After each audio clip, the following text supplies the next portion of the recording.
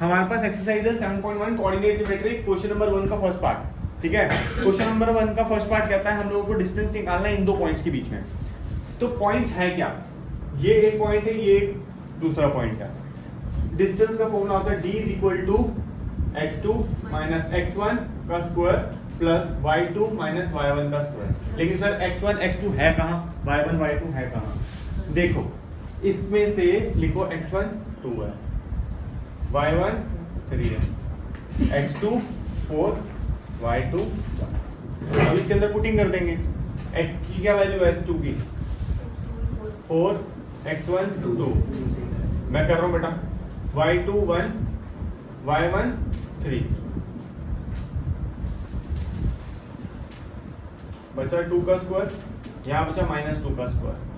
2 का स्क्वायर होता है 4, इधर भी आएगा 4, 4 4 होते हैं 8, 8 का स्क्वायर रूट कैसे निकलेगा, 2 2 4 2 8, 2 का ग्राम पेयर बाहर आया, एक अंदर, तो 8 इज 2 रूट 2। फर्स्ट पार्ट हो गया। ठीक है, ऐसे ही फटाफट से सेकंड पार्ट देखते हैं।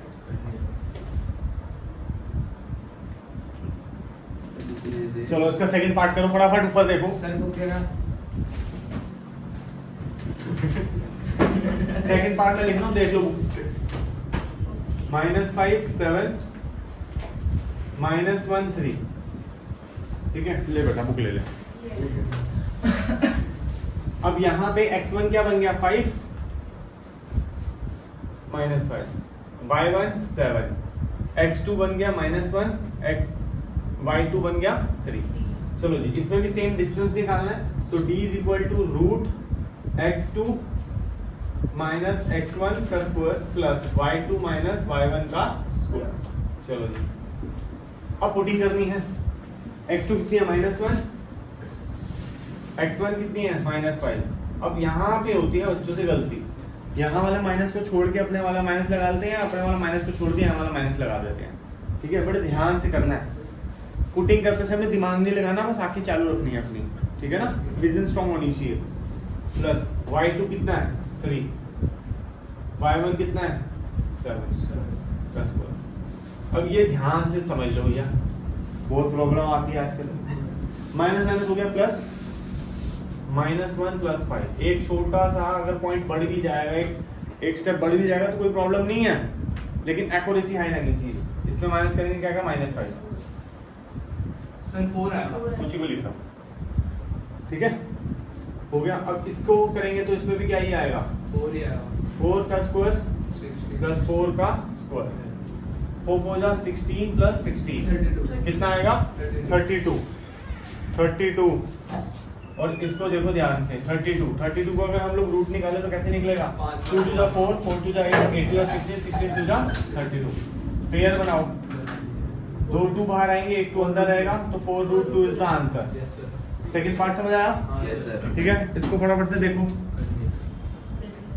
इसके बाद हम लोग बात कर रहे हैं थर्ड पार्ट की। इसकी ध्यान से समझना, थर्ड पार्ट आराम से समझाऊंगा। Coordinate geometry third part. चलो आराम से तसल्ली से करवाऊंगा, शांति से ऊपर देखना, सब समझ आ जाएगा। देखो थर्ड पार्ट की वैल्यू देखेंगे जरा। थर्ड पार्ट है हमारे पास a b -a -b। Focus कर गर्व ऊपर।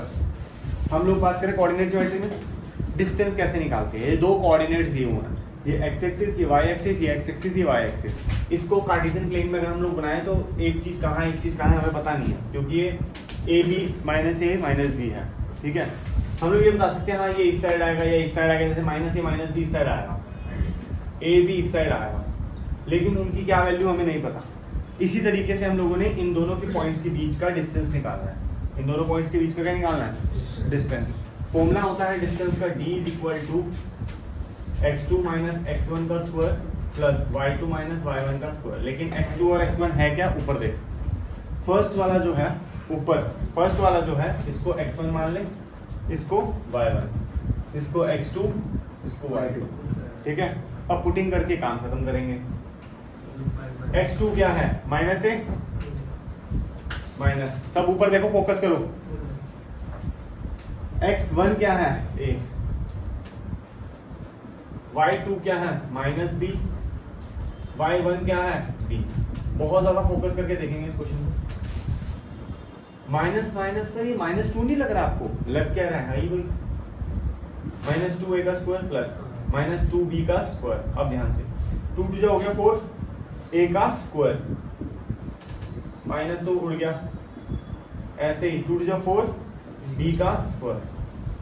सर इसको कैसे करें, इसका तो रूट नहीं आ रहा समझ। रुको करते हैं कुछ तो, पहले 4 को मान लो, a square plus b square बचा 4, 2 जो 4 होता है मतलब ऑलरेडी पेयर है, तो इसको बाहर निकाल दो, अंदर क्या बचेगा खत्म।